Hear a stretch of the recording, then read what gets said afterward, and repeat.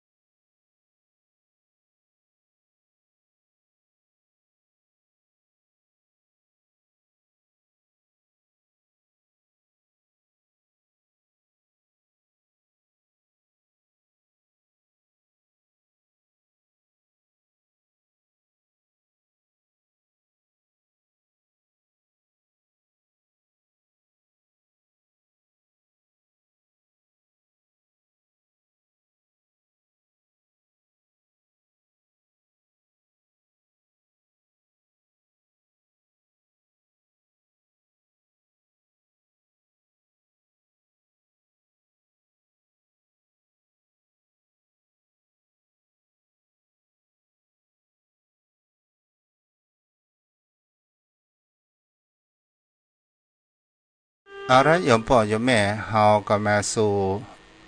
เรื่อง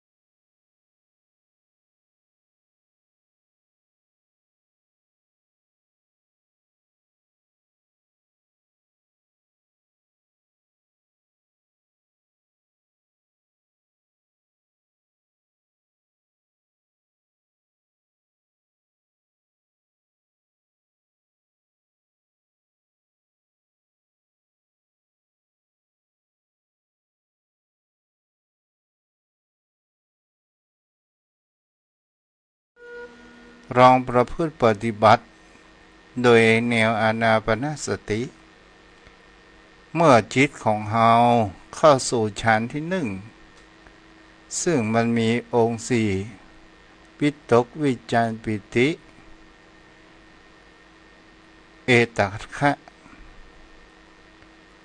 และก็เป็นสิ่งที่เฮาจะเห็นได้ว่าตัวของเฮานั้นก็เริ่มจะมีแห่งความว่าความเบาและจิตใจของเฮานั้นจะมีความมั่นคงแล้วปิติยินดีของคนเฮานั้นเกิดขึ้นถ้าเป็นภาษาของวิทยาศาสตร์ว่าสารเอนโดรฟินมันหลั่งอย่างนี้เป็นต้นการทำสมาธิในแนวแห่งอานาปานสตินั้นเป็นสิ่งที่ผู้คนเฮานั้นถ้าไผทำและประพฤติปฏิบัติตามก็ก่อให้เกิดการรักษาโรคได้และก่อให้เกิดแห่งคำว่ามีอายุมั่นยืนยาวนั้นได้เกิดขึ้นนี่โยมพ่อโยมแม่ก็ลองปฏิบัติให้จิตเป็นสมาธิ ครั้งใหม่ๆมันก็มีแห่งเขาว่าวิตกวิจารวิตกก็คือความวุ่นวายต่างๆนานาเข้ามาอยู่ในจิตใจของคนเฮาจะเป็นในเรื่องเก่าในเรื่องอดีตเป็นสิ่งที่เฮาจะเห็นได้ว่ามันมารบเร้าของคนเฮาถ้าเฮาผ่านอุปสรรคปัญหาตัวนี้ไปถ้าเฮามีความอดทนและมีความขยันมันจะไปสู่คำว่าวิจารณ์วิจารณ์ก็หมายถึงคำว่าบางครั้งบางคราวเฮาวิจารณ์ว่าทำสมาธิแล้วมันได้อะไรอย่างขึ้นมาแล้วกูจะมีอิทธิฤทธิปาฏิหาริย์ก่อกูจะมีความสงบก่อบางครั้งบางคราวก็เป็นสิ่งที่สองความคิดมันถกเถียงกันถ้าว่าเฮายังมีความอดทนมีความระยะโดยการที่เฮาดูลมหายใจของตนตัวของเฮาจะเข้าไปสู่แห่งคำว่าปิติเมื่อเฮามีปิติแล้วมันก็ไปสู่แห่งความเย็นอกเย็นใจแล้วร่างกายของเฮานั้นมันก็เบาเอตคคะจิตก็หมายถึงว่าจิตมีดวงหนึ่งแล้วเป็นรวมดวงเดียวกันถึงจะมีเสียงอะไรอย่างมาก่อกวนเฮาก็จะมามีการปรุงแต่งมามีการปรุงแต่ง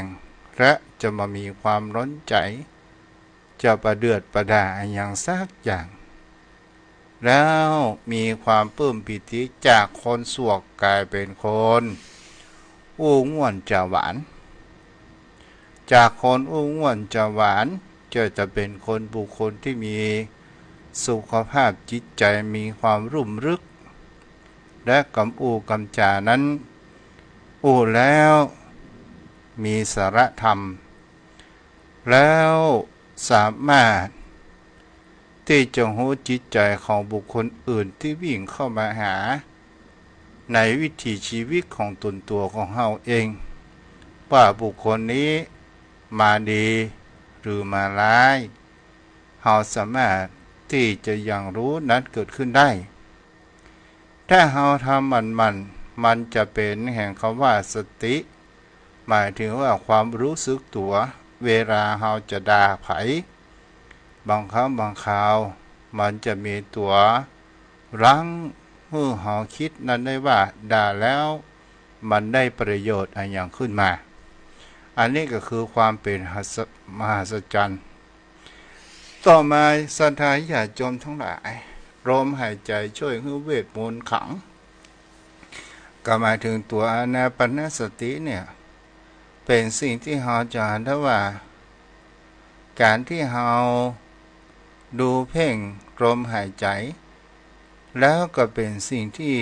ผู้คนเฮานั้นเฮาจะเห็นได้ว่าการดูลมหายใจคำว่าอานาปานสติคือดูลมหายใจไว้จุดใดจุดหนึ่งจะเป็นจุดปลายจมูกก็ตามจะเป็นที่หน้าท้องก็ตามแต่เฮาจะกำหนดหรือบ่กำหนดก็ขึ้นสู่แล้วแต่เฮาถ้าเฮาดูเฉยๆเฮาบ่ได้บริกรรมว่าพุทโธเฮาบ่ได้บริกรรมว่ายุบหนอพองหนอเฮาก็ดูมันว่าลมหายใจของเฮายาวก็หูออกยาวก็หูออกสั้นก็ออกเข้าลึกก็หูว่าลมหายใจไปลมหายใจของเฮาเข้าลึกไปจนถึงที่ไหนเข้าสั้นออกสั้นก็ตามและเฮาจะเห็นได้ว่าเมื่อเป็นประการเช่นนี้มันก็ก่อให้เกิดแห่งคำว่าสมาธินั้นเกิดขึ้นลมหายใจของคนเฮานี่ยังช่วยปรับระบบประสาทให้เกิดแห่งความปกติเกิดขึ้นยมพ่อยมแม่เฮาจะเห็นได้ว่าธาตุสี่ของคนเฮาเนี่ย เราต้องปรับปรุงให้มันมีความสม่ำเสมอนั้นเกิดขึ้นถ้าท่านใดท่านหนึ่งนั้นมีความมากเกินไปหรือน้อยเกินไปมันก็มามีความสมดุลเกิดขึ้นภาษาจีนเรียกว่าหินหยางเป็นสิ่งที่คนเฮานั้นจะเห็นได้ว่าเวลาระบบประสาทควบคุมของคนเฮาถ้าเฮาถ่ายมาออกถึงเบ่งอย่างใดก็ตามเฮาจะเห็นได้ว่ามันก็เป็นความดันแล้วก่อให้เกิดเห็นเขาว่าเฮาก็จะต้องไปหาซื้อของที่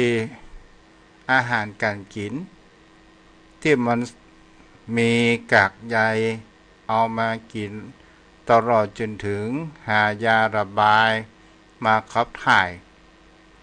เมื่อเฮาถ่ายแล้วเฮาจะเห็นได้ว่า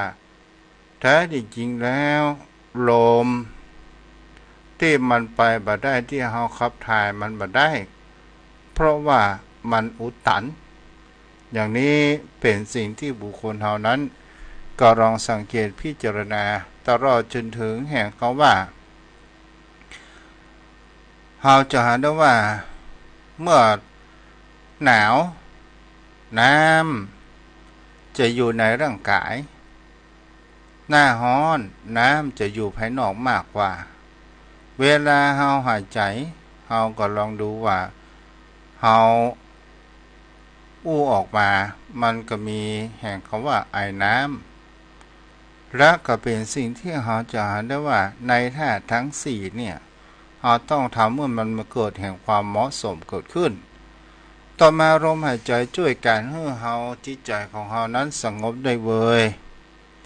การบุคคลใดก็ตามที่ฝึกสมาธิในแนวอานาปานสติกำหนดลมหายใจอยู่ณจุดใดจุดหนึ่งจะทำให้เฮานั้นเป็นคนที่นอนหลับง่ายและมีความสงบนั้นได้เร็วและก็เป็นสิ่งที่เฮาจะเห็นได้ว่าเมื่อเฮานั่งทำอานาปานสติมันลมหายใจของเฮามันจะละเอียดและทำให้เฮามีความเปิดห้องว่าการที่เฮาหายใจอย่างที่ตู้เจ้า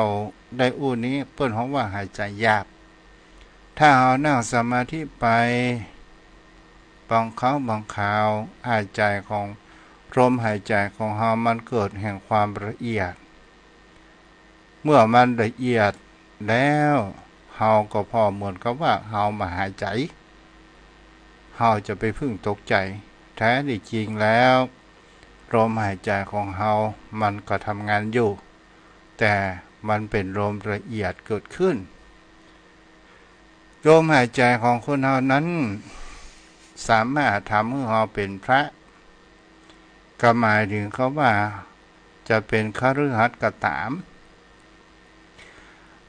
บางครั้งบางคราวถ้าเฮาจิตใจของเฮานั้นสงบแล้วมันก็จะทำให้จิตใจของเฮานั้นมีแห่งเขาว่าอยู่ในศีลในธรรมและเป็นคนมีจิตใจดีอย่างท่องแท้นี่เรียกว่ามีความสงบนั้นเกิดขึ้นหรือว่ามีจิตใจที่ละเอียดโยมพ่อโยมแม่ท่านผู้ฟังสุดท้ายลมหายใจทำให้ในการทำงานของเฮานั้นมีประสิทธิภาพที่สูง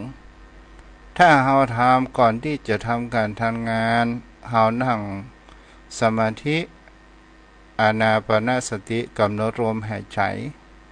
เมื่อเป็นสมาธิแล้วเฮาจะทำงานทุกสิ่งทุกอย่างมันจะก่อให้เกิดแห่งความสำเร็จนั้นเกิดขึ้นได้ด้วยจิตแห่งความเป็นสมาธินี้เองโยมพ่อโยมแม่ท่านผู้ฟังวันนี้ก็ได้มาพอสมควรเนาะวันนี้ที่รับฟังทาง Facebook ติดตาม Facebook ก็มีน้าน้องคนเดิมแม่ครูธัญญาแม่นวลสิริหินเขียวแม่ประกายพฤกษ์มูลเจริญ โยมจันฉายแปลงหลวง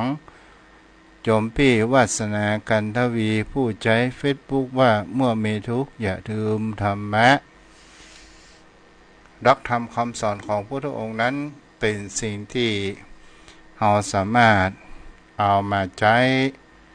ในวิถีชีวิตของคนเรานั้นได้และผู้ที่ตามต่างมือถือมีแม่น้อยในเมืองแม่หอมป่าซางต่อไปก็จะได้สนทนาป้อนอาหารสัก10 นาทีเนาะแต่ว่าก็ปล่อยอารมณ์เพิ่นค้างในการอู้กันจาแฮมปักกี่วันก็จะสิ้นปีแล้วเนาะมันก็เป็นตามระบบกฎเกณฑ์ของธรรมชาติบนโลกใบนี้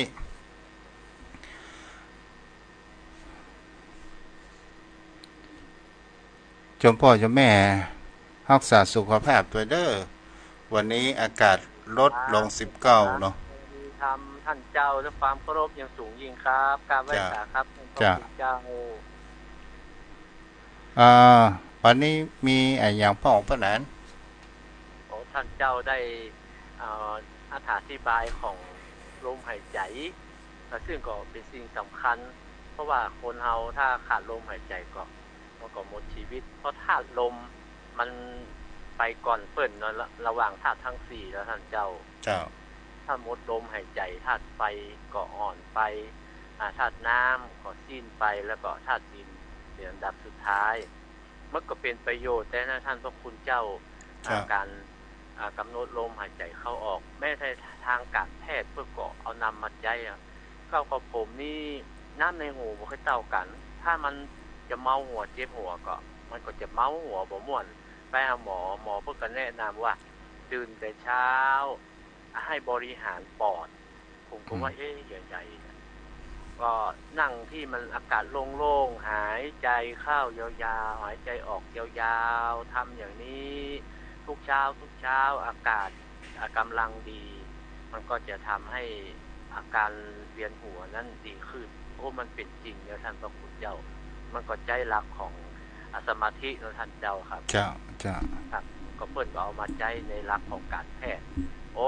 ธรรมของพุทธองค์นี่เป็นทั้งเภสัช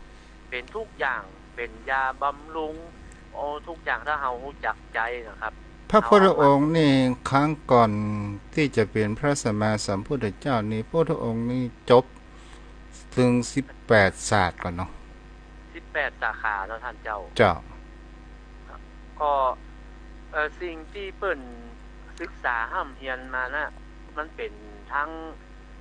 คดีทางโลกแต่ว่าที่เปิ้นค้นพบสุดยอดนี่คือคดีทางธรรมคือธรรมะที่เปิ้นได้จากธรรมชาติที่เป็นสมบัติอันล้ำค่ามอบเพื่อแก่ชาวโลกแล้วก็เป็นคำสอนสากลนะท่านเจ้าแม่นละมันมีในพระธรรมวินัยนี้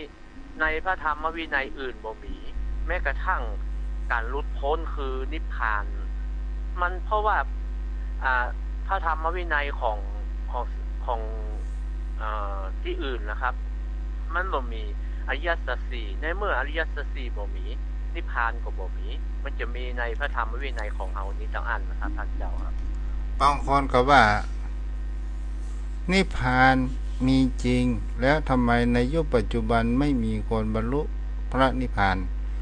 แท้ที่จริงก็หมายถึงว่าเฮาบ่มีไผที่จะมาอู้เฮาฟังว่าอารมณ์ของนิพพานมันเป็นอย่างใดเนาะพระนั้น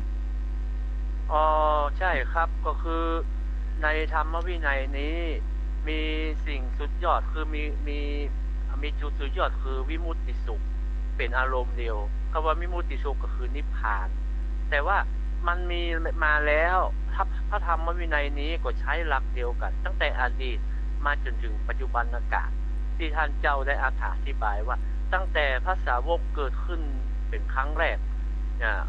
พูดถึงพระสาวกนะครับตั้งแต่พระยากรสัญญาปัญจวัคคีย์ทั้ง5และพยัสสะลูกน้องบริวารของพยัสสะก็ใช้หลักการเดียวกันหมดท่านเจ้าเพิ่นก็บรรลุเป็นอรหันต์แต่มาถึงยุคเฮาปัจจุบันก็พระธรรมวินัยนี้เช่นเดียวกันแต่เฮาบ่ได้ปฏิบัติให้ถึงที่สุดนะท่านเจ้าเพิ่นบอกว่า มันบ่สามารถอธิบายได้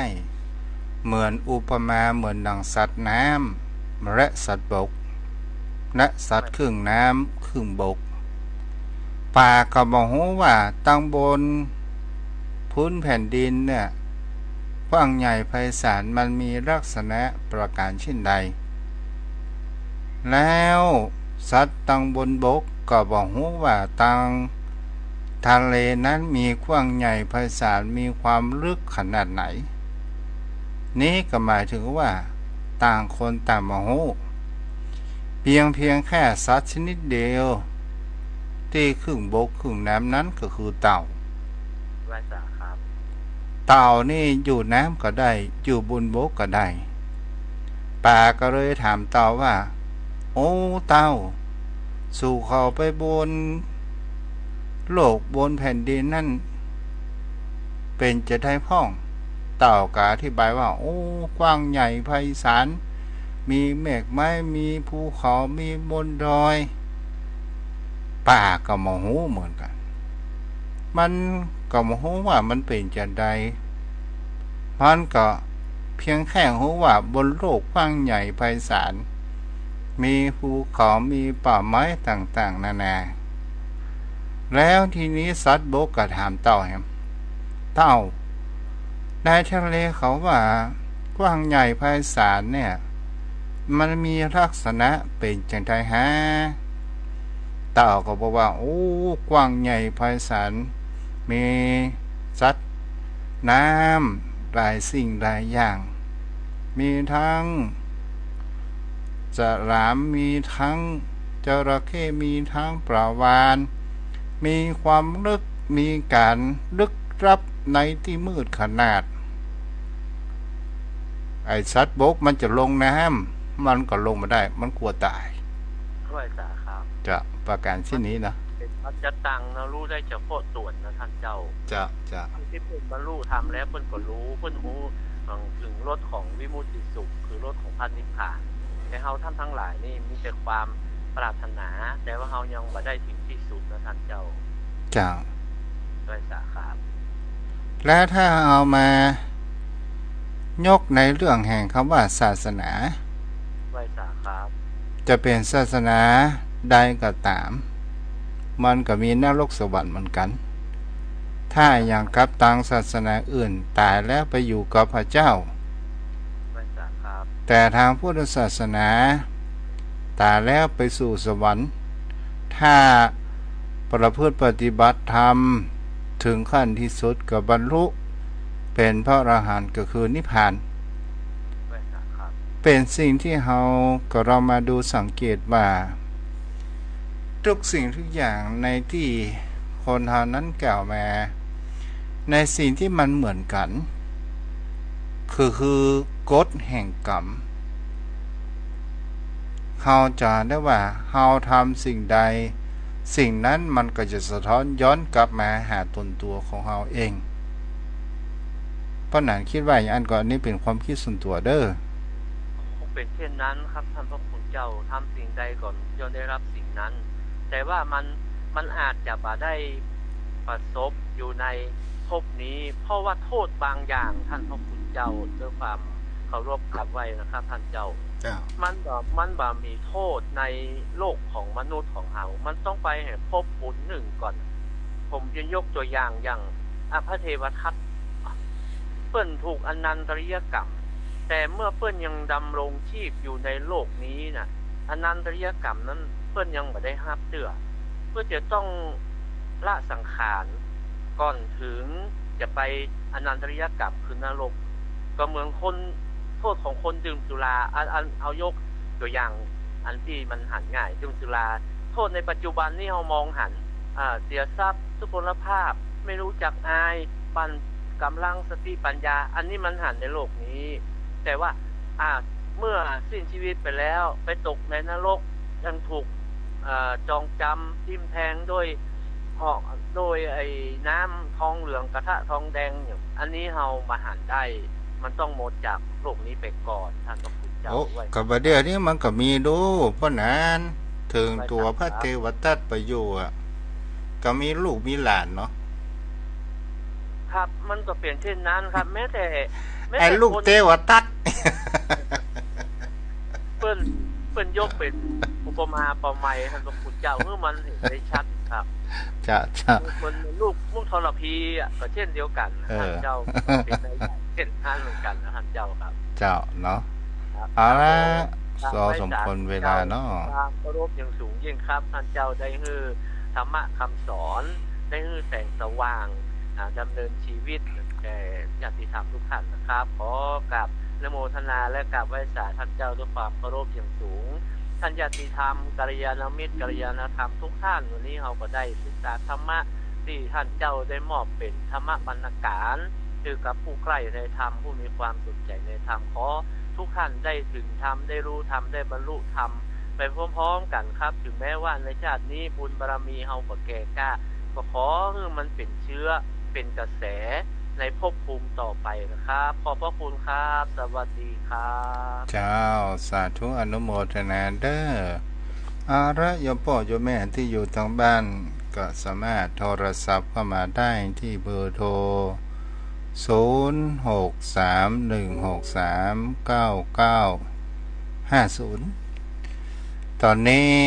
อากาศลดลงไปเรื่อยๆเด้อตามข่าวกรมอุตุว่าปลายเดือนปลายปีอากาศจะลดลงวันนี้อยู่ที่19องศาเนาะแม่ก้อยเจ้ามาช่วยฟังเหมือนเดิมเจ้าเจ้าบทรักษาได้แม่เด้อเจ้าสาธุสาธุสาธุเจ้าโทรเข้ามาได้0631639950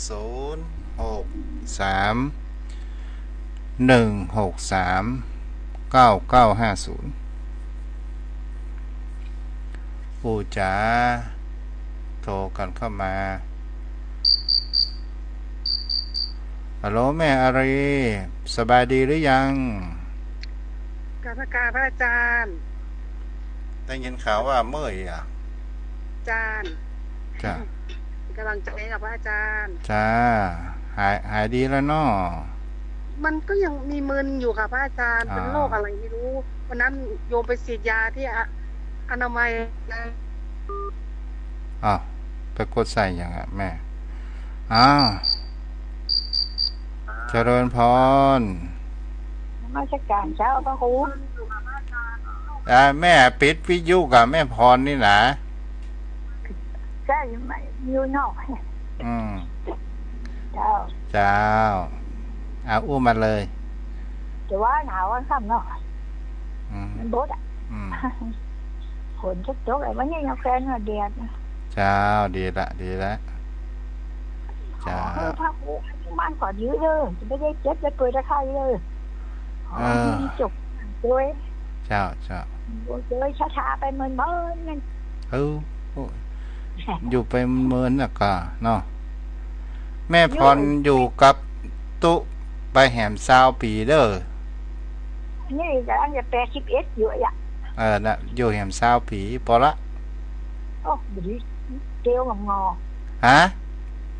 ดีงอโอ้ก็อยู่ได้กะโทรศัพท์มานี่ยังเวยเหลือเพื่อนก่อน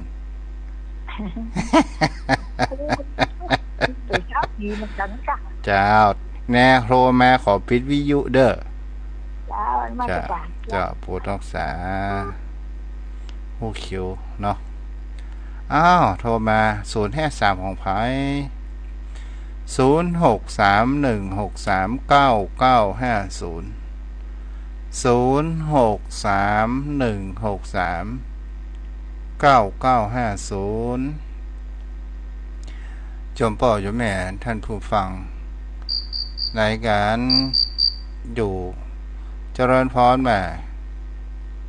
นมัสการเจ้าแม่วังอยู่ไหนอยู่สกแตงเจ้าพอดีอันโยมเคยถามว่านั่งดูลมหายใจเนี่ย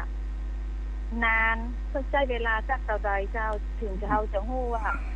มีความปีติเจ้าเพราะว่าโยมก่อนนั่งนะโยมเนี่ยมันเคยถึกบะยังมาปะเด้อนะเจ้าท่านเอาอย่างนี้ห้ามตั้งใจเกินไปเนาะ แต่ทำให้เปิ้นว่าทำให้อยู่สม่ำเสมอใหม่ๆก็ประมาณสัก5นาทีแล้วก็เพิ่มไปแล้วดูลมหายใจของคนเราจะไปคิดปรุงแต่งคำว่าคิดปรุงแต่งก็หมายถึงก็ว่าความคิดของคนเราเนี่ยเฮาจุดในการปรุงแต่งเฮาบ่ต้องไปตามจิตกระแสของกิเลสอย่างเช่นเฮาได้ยินเครื่องเสียงเขาเปิดตึ้งๆตั้งๆแล้วจิตของเฮาวิ่งไปรำคาญเลยนั้นมันเกิดโทสะนั่งจะค่อยมีแต่โยมก็นั่งนะเจ้านั่งธรรมดาเนี่ยมันตึงบอกเข้าตึงยากขนาดบ่ใช่ว่าเข้ายากบ่ฮู้สึกเลยอ่ะเจ้าท่านก็จะไปตั้งใจเกินไปนั่งธรรมดาว่าอย่างว่าเข้าบ่ถึงคงจะผิดวิธีแน่ๆบ่ฮู้จะไปขอคำแนะนำที่ไหนอ่ะเจ้าเอามันต้องได้อู้กันเมินดะก็คือหมายถึงเขาว่าเฮานั่งซื่อๆนั่งตรงๆจะไปง้มหัวถ้าง้มหัวมันจะมีโมหะเข้ามาครอบงำก็หมายถึงว่าความคิดกันเก่าๆเดิมๆมันถ้าเฮาง้มหัวมันเหมือนกับว่าเฮาบ่หันแสงสว่างและมันจะเกิดถึงความเครียดถ้าเฮาแปลงตาเฮาตรงๆแปลงหน้าเฮาตรงๆใส่ตาทอดลงหน้าตักไปสักเม็ดนึงหรือว่า3เม็ดประมาณ3เม็ดแล้วเฮาก็รับตาเหมือนเฮาจะกำลังจะหลับถ้ารับตาเข้มก็บ่เกิดอย่างสักอย่างนั่นเนาะมันต้องบอกถูกวิธีโยมว่าเนาะโยมก็นั่งมาเมินพอสมควรจะค่อยเจ้าจะเป็นหยังได้อยู่เจ้าแม่ถ้าเฮาแน่เฮาจะไปจริงจังว่ากูจะต้องได้แม่จะไปคิดอย่างอันเด้อมันจะบ่ได้ยากเนาะเจ้าแสดงว่ายากเนาะเจ้าเนาะบัดแจ้ถ้าเฮาจริงจังเกินไปเนี่ยมันหมายถึงว่าเฮาไปยึดมั่นถือมั่นเกินไปไงไม่เข้าใจเหรอเจ้ามันก็ต้องหวังมันก็ต้องมีความคิดหน่อยอะเจ้าท่านถ้าความคิดเฮาไปอย่างความคิดเฮาไปประการเช่นนั้นเนี่ยมันบ่เกิดแม่นั่นแต่ฮะโยมต้องการอย่างอันนะต้องการสงบอย่างกระตามแม่ถ้าเฮาสมดังหวังนี่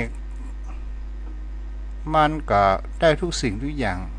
เฮาพยายามนั่งเฮาสบายเฮาพอดูลมหายใจของเฮาผ่อนคลายแม่โยมคิดว่าโยมฟุ้งซ่านอิบาดาเจ้าโยมคิดว่าอิบาดาโยมก็เลยนั่งแล้วก็โยมก็หวังหน่อยกดมันบ่ค่อยมีเจ้าบ่ค่อยถึงเจ้าอ่านก็สูดลมหายใจเข้าลึกปล่อยลมหายใจออกยาวๆแม่พอ YouTube ทางพระวิปัสสนาจารย์ก็ได้แม่สัปปะเจ้าค่อยๆทำก็ได้เนาะเจ้ามานัสการเจ้าบุรักษาเจ้าแม่ท้องบันแจมนะโทรมายังได้แหมสักสายอยู่เนาะ0631639950การทำสมาธินี่เป็นการผ่อนคลายเด้อโยมพ่อโยมแม่ถ้าเฮาหวังว่าเฮาจะได้สิ่งที่มหัศจรรย์ได้อิทธิฤทธิปาฏิหาริย์นั้นมันมาได้เด้อถ้าเฮามีความหวังว่ากูจะต้องได้มันเป็นการไปยึดมั่นเนี่ยและเฮาทำบ่ได้มันบ่สมดังหวังเฮาก็จะเกิดแห่งความเครียดและเฮาจะเกิดแห่งความบ่อยากจะทำเนาะอันนี้ก็เป็นสิ่งที่เฮาทำก็คือสายกลางบ่จริงจังมากเกินไปและก็บ่ย่อนยานเกินไปมักพอสมควรถ้าเฮามีอารมณ์เฮาว่าตอนนี้ได้บรรยากาศที่เฮาทำสมาธิเฮาก็ทำแล้วในอารมณ์ตอนนั้น โดยการที่เฮามองมาละแม่ท้องอัลโหลแม่ท้องแม่จ๋าเจ้าจ้าแม่เจ้าว่าจะไปที่อันอย่างก็แต่ว่ามันติดน่ะมันได้ไปสักกำอ๋อจ